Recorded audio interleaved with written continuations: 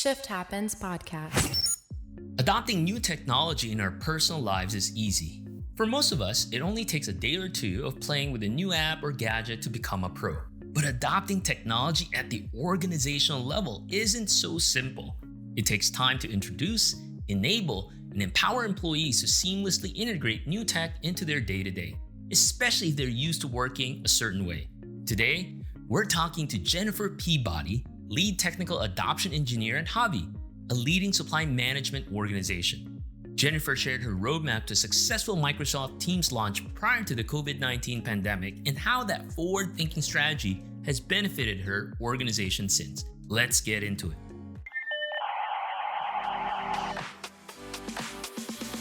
Shift Happens podcast. Shift Happens podcast.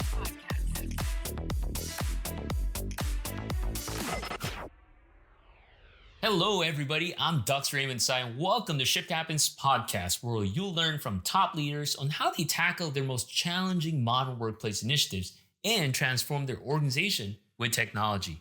In today's episode, I'm so excited to have Jennifer Peabody, Lead Technical Adoption Engineer at HAVI. She has an extensive experience in working with leading digital workplace initiatives, enabling her colleagues to better collaborate and communicate.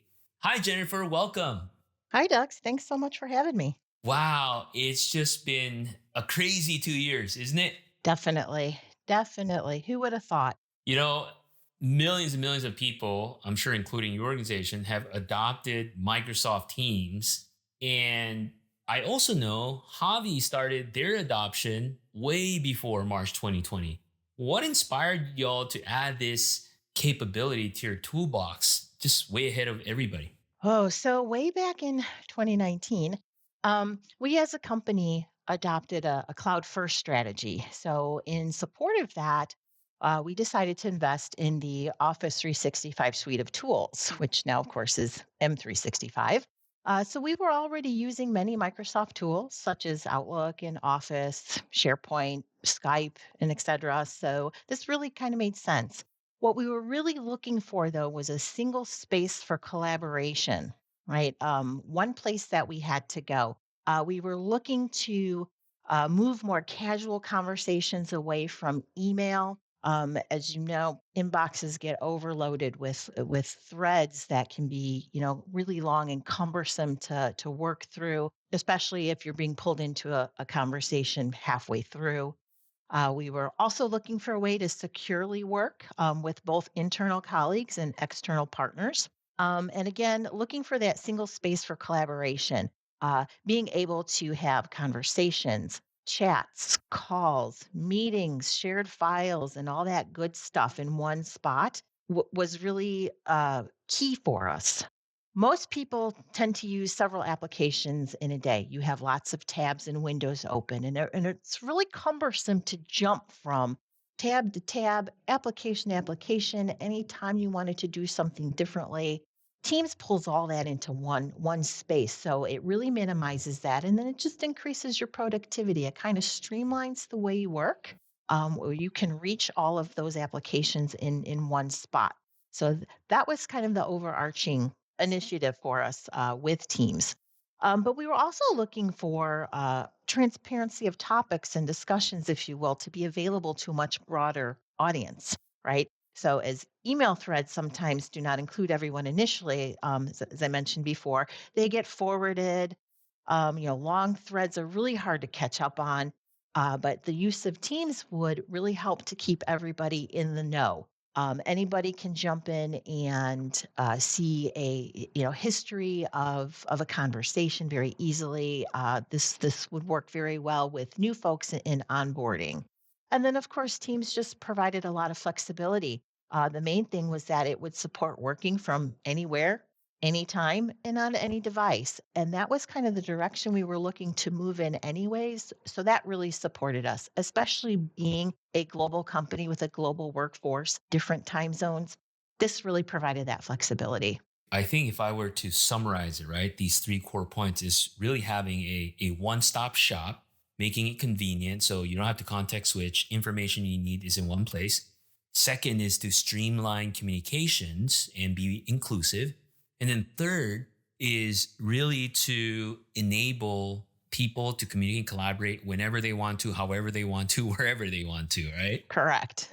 And being an organization that's been around since the 70s and you have over 10,000 employees, you mentioned, around the world, you're one of the leading supply chain organization.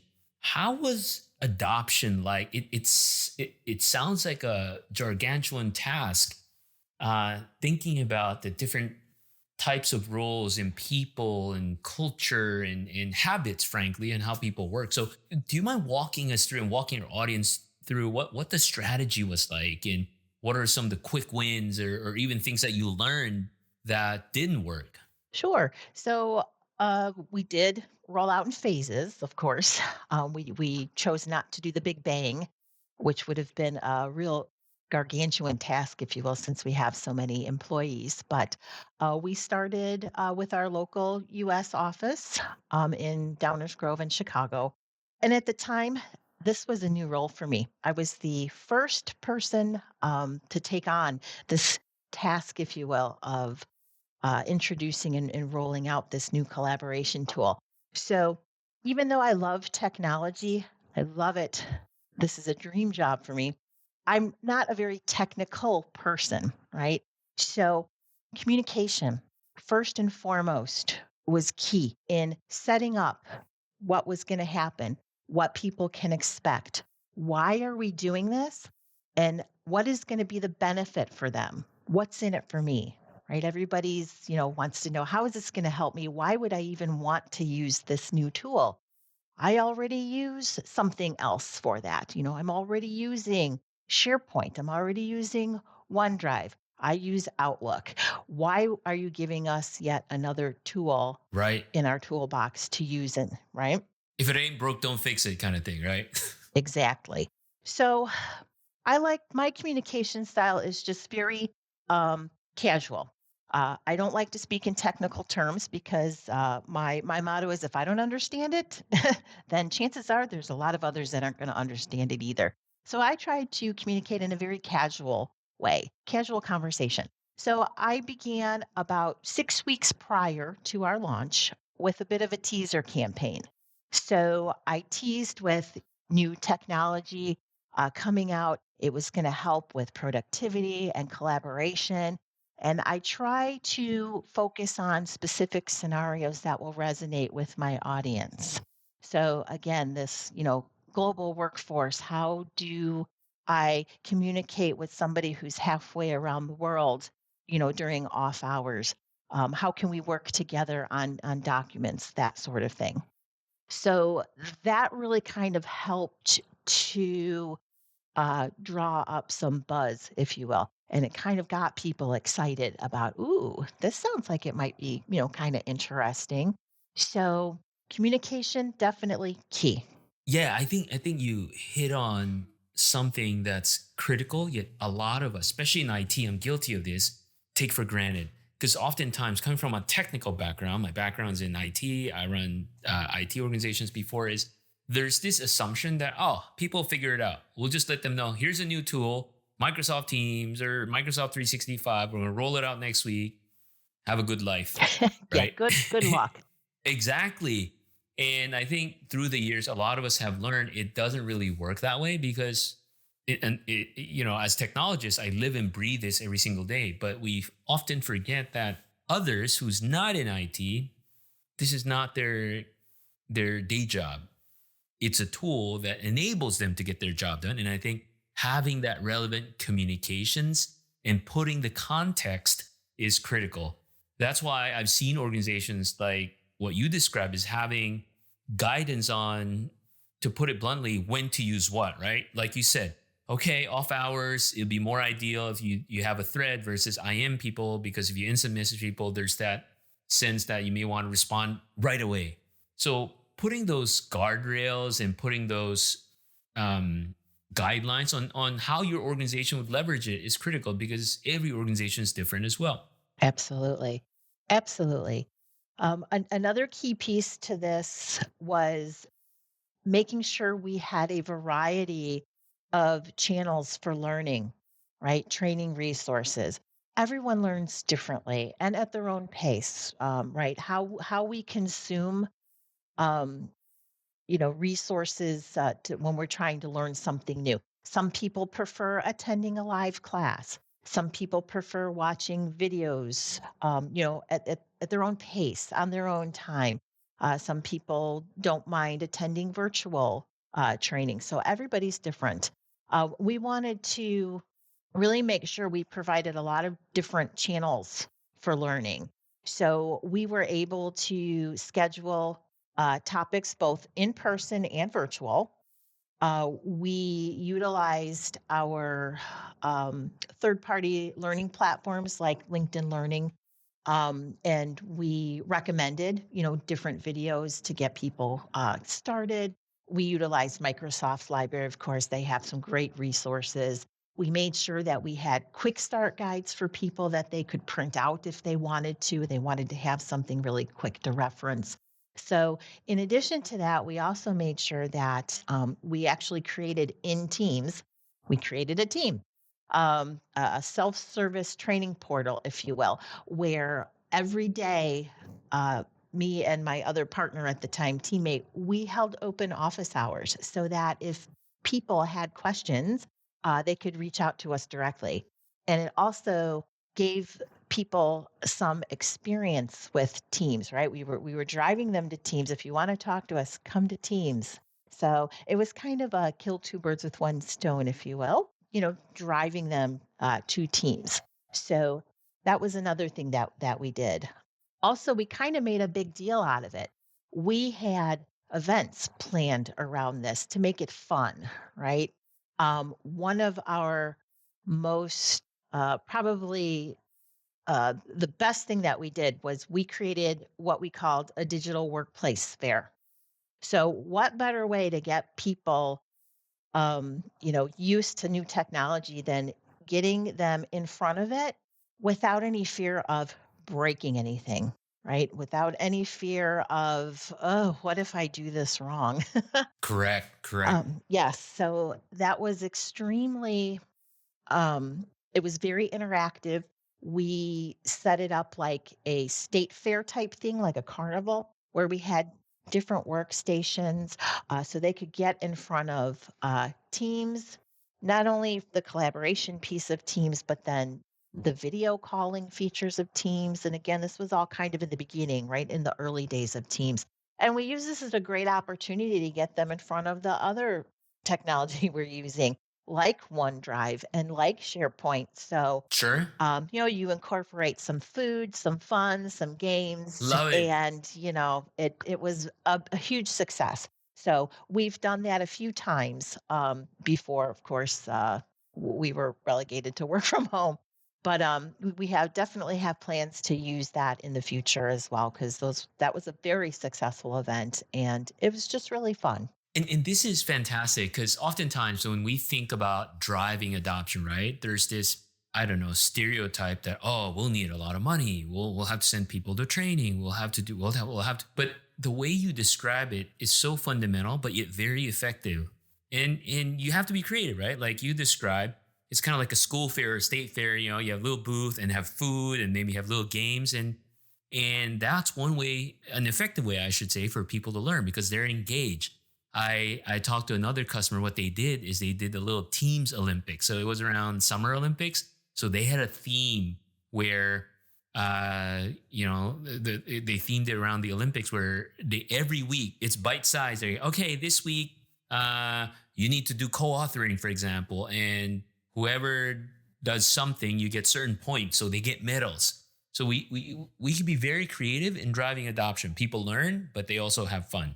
Absolutely. And I don't know about other folks' companies, but our company, we're very competitive with each other. So that was another thing that we utilized was we ran contests. So one thing in particular that we did was some of our wonderful engineers created using Power Apps and SharePoint, they built us a digital workplace roadmap. And it was basically a game.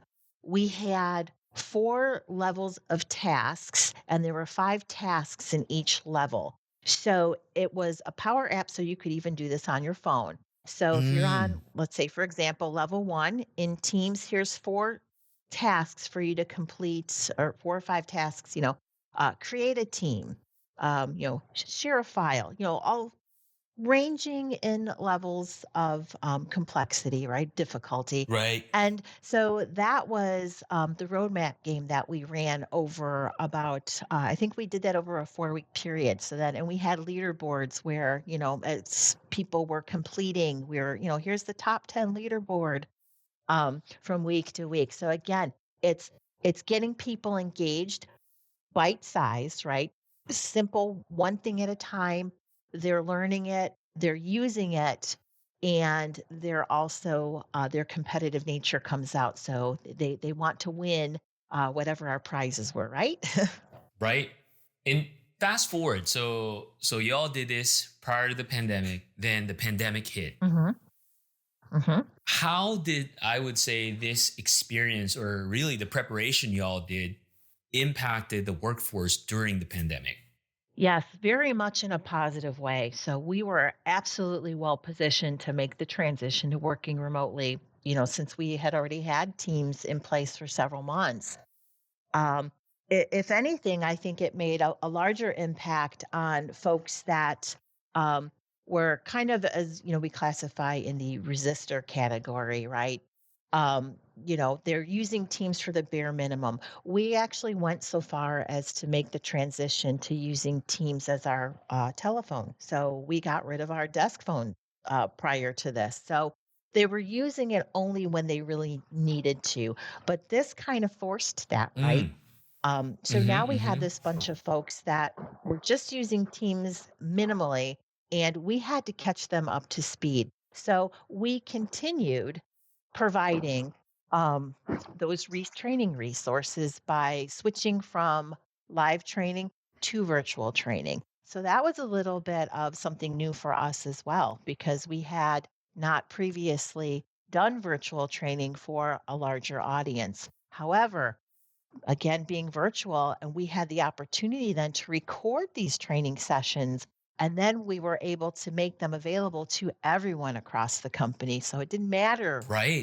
what area of the world you were sitting in, you weren't missing out on those training opportunities. So definitely a positive impact. And I think if you would ask any of our folks today, where they think their level of expertise in using Teams is, it's probably gone way up. Have you heard stories, or just use cases, or anything that, as a result of adopting Teams or adopting Microsoft 365, has really transformed people work, be it folks, your first line colleagues that's out in the field, or or your engineers, or even folks in the office? Do you have any stories that you can share that really highlights the transformation? uh, oh, I'm sure I do. um, so let's see. Um, again, global company, right? Yeah, sure. So, our engineers, for example, since everybody was relegated to working from home for a while, as the pandemic kind of wore on and things kind of got to a point where we were considering allowing folks to go back in the office if they wanted to. Well, how are we going to manage that? So, the need arose, of course, to create something that would allow us to have our folks be able to check in, if you will, reserve space, trying to still keep safe. If we have a need to go into the office, how can we do that safely? So, and our engineers do sit all over the world. So, Teams was able to support their collaboration and working together to be able to build using Power Apps, of course. They were able to create a really nice and effective Power App that will allow people to check in, if you will, reserve space. And we instituted it in our local offices in the US, and it worked so well that they ended up rolling it out to the other various offices across the globe. But again, it's providing that single space for collaboration where they don't have to keep having meetings. I don't have to keep scheduling meetings to talk about stuff. We can utilize Teams chat, or we can utilize our channel to communicate with each other and share files, to co author all that good stuff that Teams helps to support. And that was a really great end result out of that. Fantastic. What you describe around what the engineering team built sounds very similar to us. We have offices around the world, and some folks are more comfortable going back to the office with the space. So we have a desk reservation system that's in Teams. It's built through Power App, so you can see each office, pick a seat, and you can even see who's in the office, and you can go back in time and see who went to the office. So from a contact tracing perspective, we have a log and history of who was in the office and when. Yes, that's great. That's absolutely great. Now, let's talk about now people are adopting it, they're using it. How do you make it easy for people to do the right thing? Because I assume while a lot of people are loving it, not everybody knows all the technical nitty gritty details of using the platform. So certainly as IT, one of the areas we're responsible for is also making sure that only the right information gets accessed by the right people as best as we can. We want to minimize sprawl in Microsoft 365. So, can you share what your strategy is around governance and making sure that people are doing the right thing? Yes. So governance was actually one of the things in the beginning that we didn't put into place. And we did that kind of on purpose, right? We felt that if we made it too restrictive from the beginning, that we wouldn't get good traction and adoption with it. So we left it kind of open on purpose. We wanted to encourage people to actually go into teams, start creating teams, start using the tool. So we didn't do things like create a naming convention. We didn't restrict who could create a team site. We didn't create templates, those kinds of things. We just left it kind of like the wild, wild west, if you will. And we knew that at some point there was going to be sprawl that would have to be cleaned up. But we were well prepared for that in having a governance tool on deck to put into place after about that first year. So it really helped us to take a look, though, at how people were using teams, how they were naming teams, really just the behavior. And it helped me from my role to be able to focus in on Sure. who is using it incorrectly and maybe things that we need to provide more training or more guidance on. Right. So, from that perspective, that really helped. Would I recommend that others do that? No governance in the beginning? I probably wouldn't, honestly. That's probably the one thing that would have put a little more control around in the beginning, just because we had over 10,000 team sites created.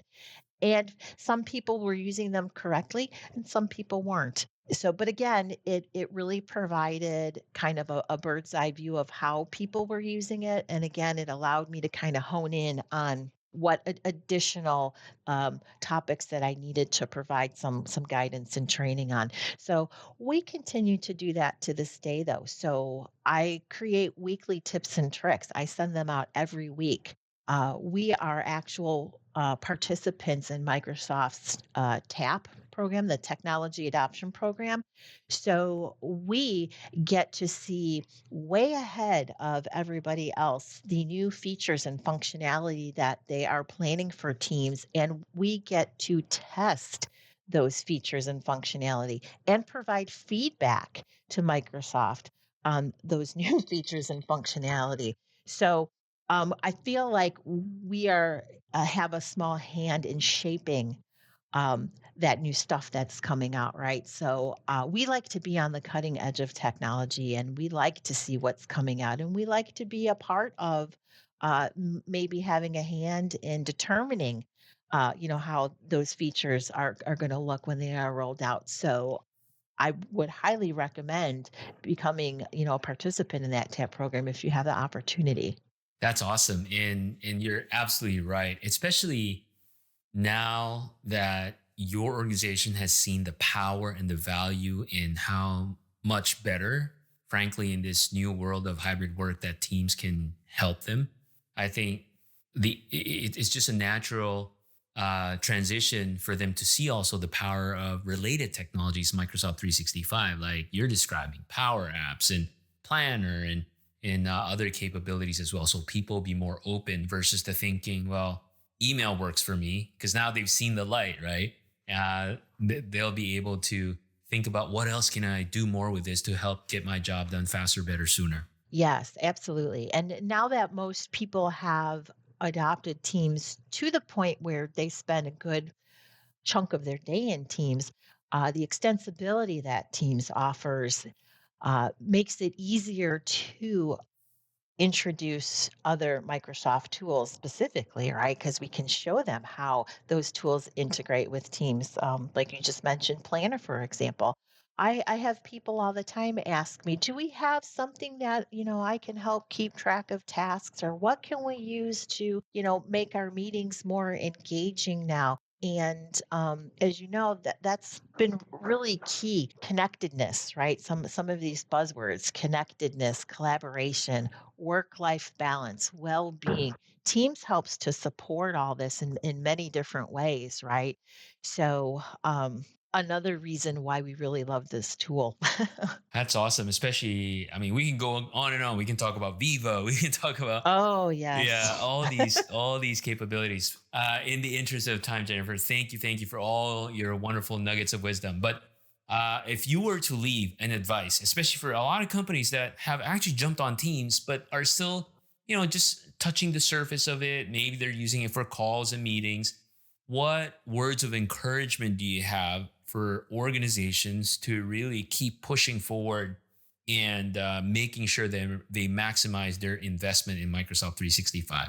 Yes, well, Teams is a great place to start. Like as I mentioned, all of Microsoft's other tools from the Office 365 suite or M365 suite integrate into it. So again, providing that one-stop shop for your folks to work all day long in one spot and not jumping around from application to application. It really becomes an issue of productivity, and I'm probably most excited about the Vivo platform that is coming out, because that's also going to help us not only as employees, but if you're a manager or a leader, to see how your workforce is working, how your teams are working, and providing recommendations on how to help support their productivity, but also help support their well-being and their work-life balance. So I can't recommend enough Teams as a main collaboration tool. It really has helped us as a whole just stay connected to each other. Fantastic. So, with that, thank you so much, Jennifer. And thank you, everyone, for tuning in to another episode of Shift Happens. Until the next time, be safe. Shift Happens Podcast. Thanks for listening. Today, we learned it's not about the destination, but the journey, as Jennifer and her peers at HAVI can attest. With proper planning, phased rollouts, and ongoing training, anyone can go from cloud curious to cloud first without venturing too far off the highway. As Jennifer told us, there will likely be some mistakes along the way, but it's worth the pit stops and detours to adopt the technologies that will deliver productivity, connectivity, and balance. Little by little, those far off places you want to go will become visible on the horizon. If you like today's episode, please leave a review for the Shift Happens podcast on Apple Podcasts or whatever platform you use to listen. We'll see you next time. Shift Happens Podcast. Shift Happens Podcast.